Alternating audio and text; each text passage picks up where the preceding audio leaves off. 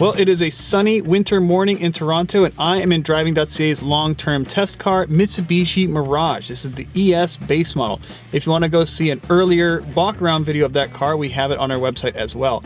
This time, we're going to see if it can handle a winter road trip. We're heading north to Sudbury, Ontario to go see a smokestack and a nickel. We'll explain more along the way. Our first stop is Parry Sound, Ontario.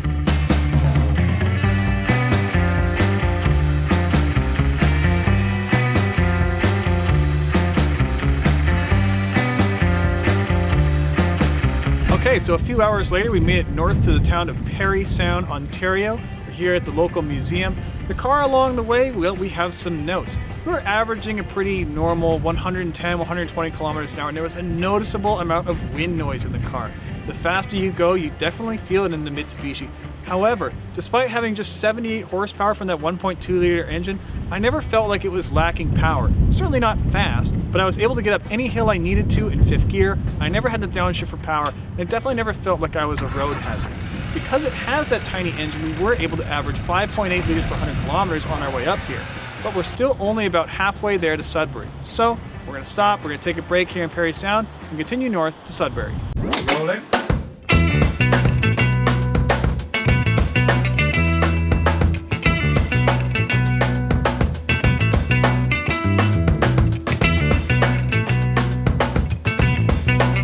Several hours past Parry Sound, we've arrived in the town of Copper Cliff, Ontario, which is outside of Sudbury, and that is the Inco Superstack, the tallest smokestack in the Western Hemisphere. Why do we care about a smokestack? Well, firstly, it's called a superstack, and any piece of industrial technology with a superhero name is good by me. It's also a beacon of this town's past. Sudbury and Copper Cliff were built on mining, nickel mining in specific, and there are actually plans to demolish the superstack, so it's an icon that will not be around forever.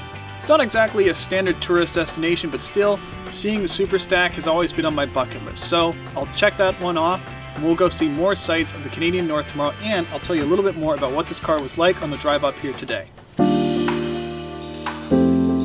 Big nickel, small car. We are, of course, at the famous Sudbury nickel, which is the largest coin in the world. And no, it's not made of nickel, it's actually made of stainless steel. And it's actually not inside the town of Sudbury either. It's located exactly 3 feet outside the town of Sudbury, which at the time required a building permit, and the neighboring township of Copper Cliff did not.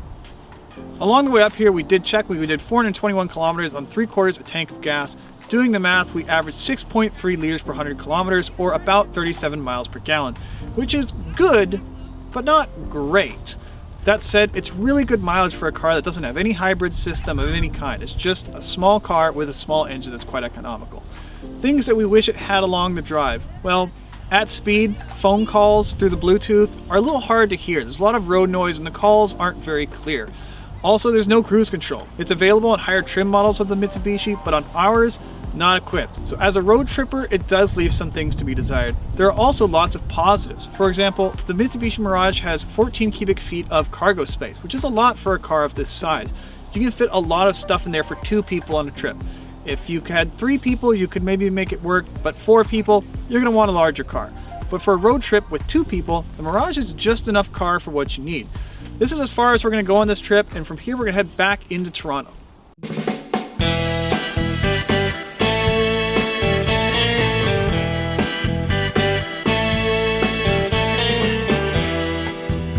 Losing light, and we're just outside the town of Parry Sound. The little Mitsubishi Mirage has been an excellent road trip companion, although honestly, not a perfect one. On a long drive like this, the noise from those winter tires is noticeable. There's not a lot of sound deadening compared to other cars. You have to turn up the radio louder to hear it than you would in most vehicles. However, we might be able to make it all the way back to Toronto on just 2 tanks of gas, which, with these days gas prices, is quite a savings. So, there are some trade-offs with road tripping a car this small. However, I found that with 2 people and their luggage, it's entirely possible and quite pleasant as well. So I would not write off the Mitsubishi Mirage for its size just yet. Also, we encountered all manner of winter conditions in the Mitsubishi Mirage, and it handled them very well.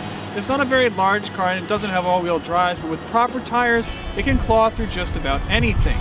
And that's the end of our road trip video. From here, we're just going to head back to Toronto. And for more updates on our Mitsubishi Mirage long-term test car, head over to Driving.ca. For Driving.ca, I'm Clayton Seams.